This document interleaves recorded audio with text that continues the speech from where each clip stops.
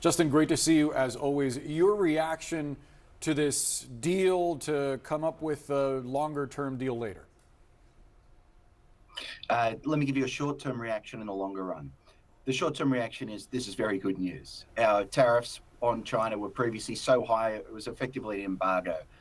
We don't actually have to travel to Geneva for the US government to decide to cut the rate at which it taxes Americans for importing goods from China, but I'm glad that it did.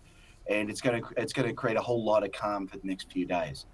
The medium run thing to worry about is at the moment, the half-life of a tariff announcement from the White House is around 6 to 8 days. So as encouraged as I am that this is the movement, the direction in which it's moving, I'm not sure that that businesses can be confident that we're going to hit the more harmonious times that we had prior to this administration.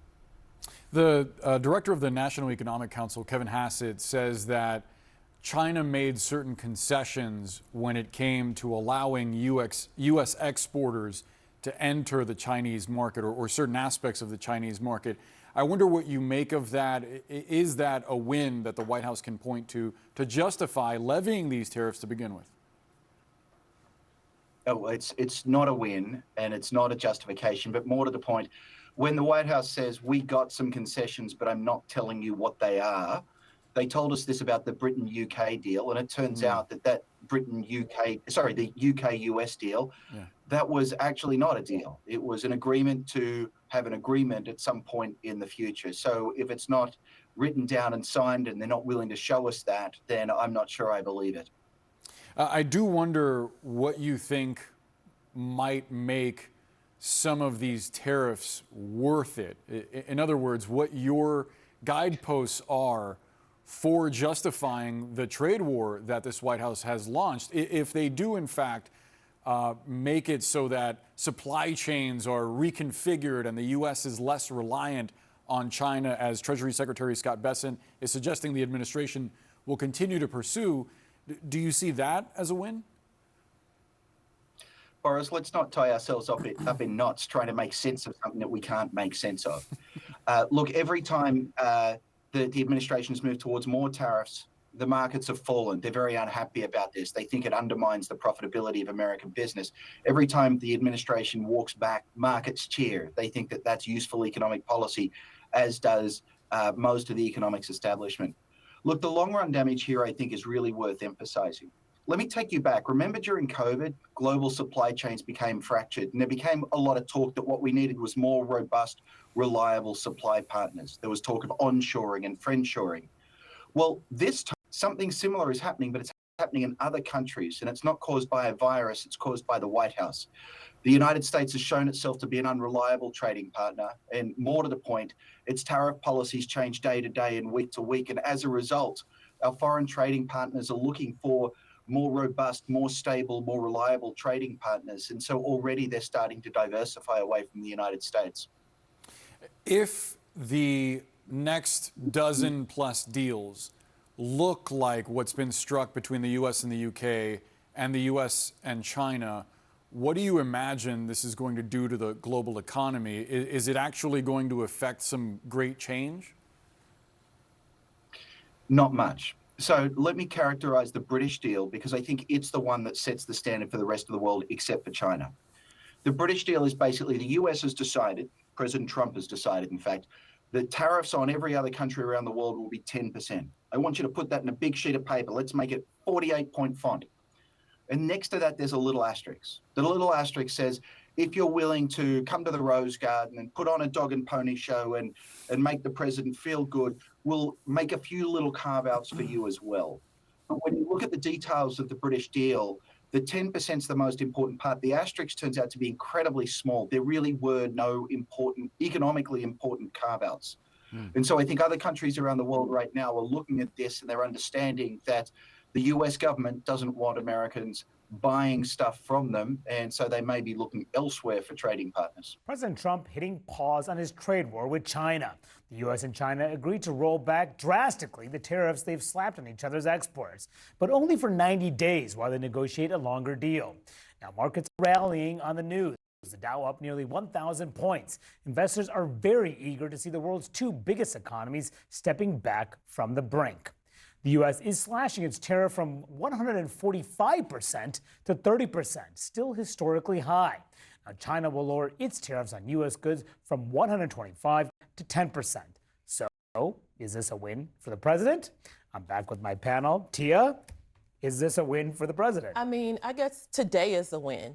But overall, is it a win? Not necessarily, because you just mentioned the tariffs on goods from China are still historically high, which means consumers in America are still paying more for things than they did previous to the Trump administration.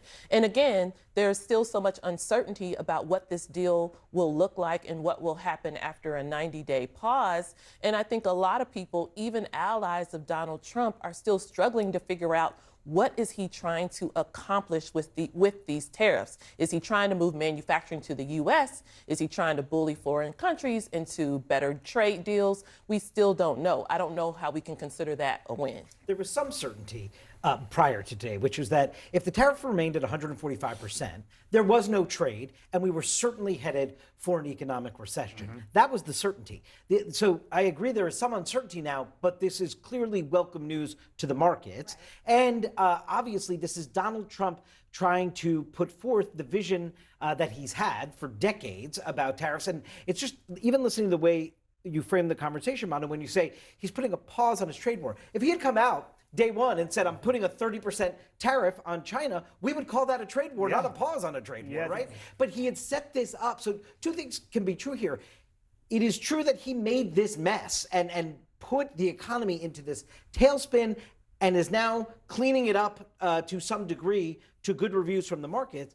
It is also true that we do not yet know if this is going to work and achieve his ultimate goals here. That remains to be seen, and that's where the uncertainty exists. And this is how Trump framed it this morning when speaking at the White House before he left on this foreign trip. It would go up substantially higher. You know, at 145, you're really decoupling because nobody's going to buy. But they can go, they got very high because of additional tariffs I applied during the course because of fentanyl and other things. But no, but they'd go substantially higher. He's saying they go substantially higher if they can't get a deal within 90 days. So perhaps short-lived win. Yeah, and perhaps trying to keep the pressure on for his negotiators to come to some sort of an agreement with the Chinese to try to calm this trade war. But yes, I mean, we've seen how his tariff policy through the beginning of the administration has been all over the place. You know, it's on, it's off, it's on this sector, it's not on this sector, and it's just kind of that chaos that he himself has created that he is now then scaling back. To David's point, I did think, just as a Congress note and as a Congress nerd and as a side note, he also said this morning that he was going to raise so much money from all of his actions, whether it's the tariffs or with the prescription drug pricing order that he announced this morning, that he told Speaker Johnson and Leader Thune that you can use this to score your big tax bill. I don't know if the Congressional Budget Office would agree on that, but I also do think that or the hardliners in the House GOP.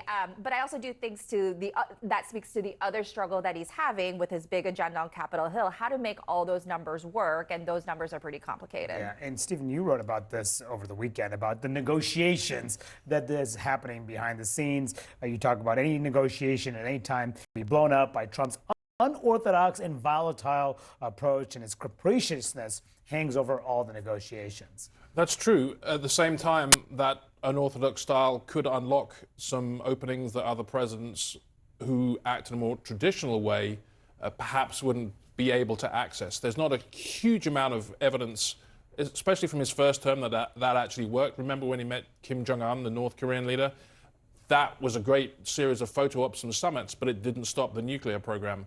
To your point as well, I think the White House says what they're doing here is a three-legged stool. You do rebalance trade with tariffs, you bring in a load of revenue, you use that revenue to create some of the tax cuts beyond the extension of the tax cut, you know, no tax on tips, etc., and then you do deregulation, and they say by the end of the year, the economy is going to take off like a rocket. I think there's a lot of reason to question whether that's true, but we're going to find out. I mean, that's the thing. They're trying to argue this long-term strategy here, passing this bill that is now just being released in the House that deals with a whole wide range of issues. But getting a big tax deal through, and then having it implemented, have the American public feel the effect of this, in addition to all these trade deals, that's going to take a significant amount of time, well beyond the midterms of next year. A lot of time, and what they're banking on is that people will stick with them. And I don't know if that's going to be the case. Again, we've in the past week not just heard about, don't worry that the economy isn't rebounding in the way Trump promised, but now,